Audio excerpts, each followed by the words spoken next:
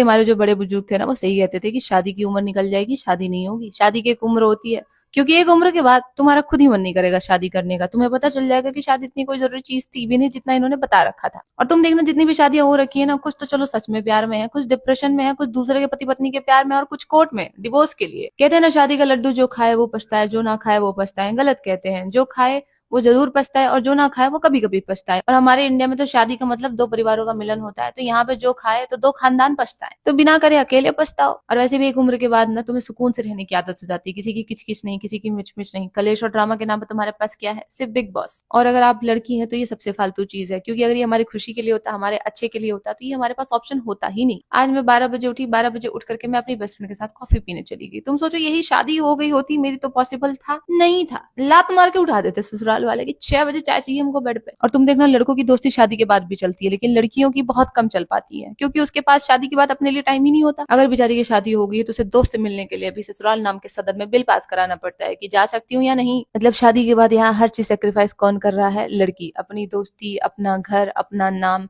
और प्रॉपर्टी। नहीं, property sorry, वो प्रॉपर्टी तो देते नहीं है ना। किसी ने मुझसे बहुत पहले पूछा था कि लव मैरिज या अरेंज मैरिज आप किसे सपोर्ट करते हो? I would say no marriage, क्योंकि अरेंज मैरिज में लड़की सब्जी में नमक कम है तो पिट रही है, लव मैरिज में चाय में चीनी कम है तो पिट रही है, लेकिन पिट रही है। लेकिन एक सेकंड के लिए दिन में तुम्हें लग सकता है कि काश कोई होता, काश मेरी भी शादी हो गई होती, लेकिन एक सेकंड के चक्कर में पूरी जिंदगी तो जंड नहीं करोगे ना। और आजकल ये जो शादी से पहले चला है ना कि टॉकिंग स्टेज, सिचुएशनशिप, फिर रिलेशनशिप, कितने भी जहाजों में सवार हो लो दोस्त, तुम्हारा टाइटेनिक भी एक दिन डूबेगा। और जब डूबना ही है तो फिर सवार ही क्यों होना।